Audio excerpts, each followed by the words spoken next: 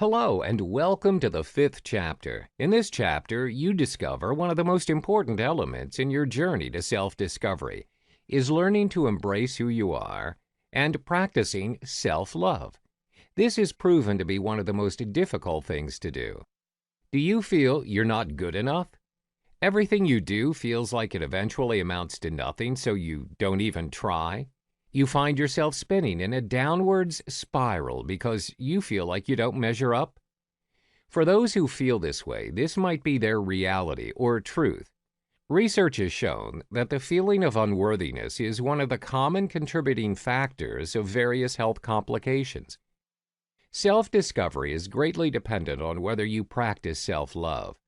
Love for oneself is a great asset one can have in life. First and foremost, you should ask yourself, who are you?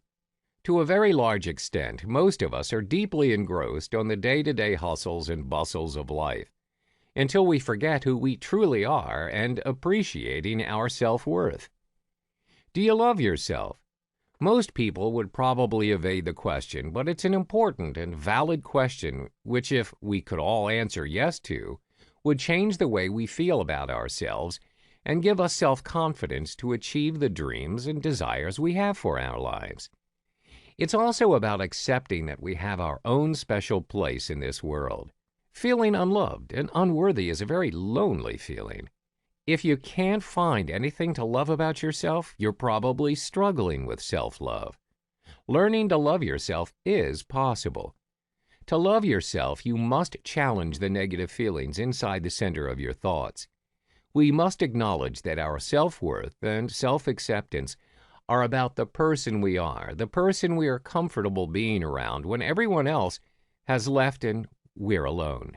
We must realize by the end of the day, we are all we have. The first step to self-love is to take the time to sit and write all the things there is to love about yourself. Be honest as possible. Do not let toxic thoughts hinder the process. Do these 5 simple things every day, and you'll find yourself thinking very differently. 1. Write down positive qualities you possess and read them aloud to yourself often. 2. Learn to self-care and do something every day that you enjoy. You deserve it. 3. Look in the mirror and learn to love the person looking back at you and tell him or her every day that they are loved and why. 4. Fill your life with people who love you and tell you often what a special person you are. Accept their words and their love without questioning it. 5. Embrace who you are and all the qualities you possess. Another important step to take is to identify what are the things others do for you that make you feel loved. Do you like to have people give you special gifts or to send you cards and messages assuring you that you are loved and appreciated? Maybe you're the type of person who appreciates a hug as a way of feeling loved or really enjoy spending time with your spouse or best friend. The way we give love to others is often indicative of the way we want to be loved ourselves. Most couples enjoy expressing their love to each other. However, many of us have yet to learn a golden lesson. Often what makes us feel loved is different to the way others give and receive it. Learning what makes our spouse or children feel loved is the key to experiencing deep, passionate relationships. We all enjoy being told that we are loved, but for some people, the spoken word isn't enough. Telling your spouse or child you love them but never following up with the things that make them feel loved can create feelings of confusion and concern in even the best of relationships.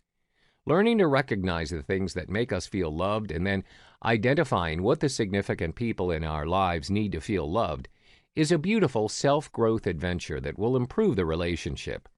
It takes a little time and effort to learn how to do this, yet as we learn and use this simple technique, our relationships can be transformed.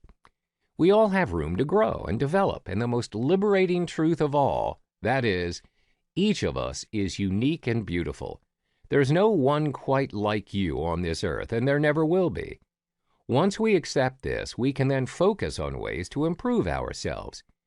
Without appreciating this perspective, it feels as if we are constantly striving to find self-acceptance externally instead of willingly and wholeheartedly accepting ourselves for who we are. This creates an unhealthy dependency on external validation. A person who only feels happy when people praise him or her will never genuinely feel happy because external praises will die down and it's not long lasting. People can't be praising us 24 hours, 7 days a week. An old African proverb reminds us if there are no enemies within, then no external enemies can cause harm or hurt. This means that if we are at peace with ourselves, then whatever events or occurrences that are perceived to be bad and negative will not affect us unless we allow it to. Always remember, you're worth it. Embrace all your strengths and weaknesses, as those qualities make you unique and who you really are. Thank yourself for bringing you this far in life, regardless of the outcome, because you know what? You're still alive.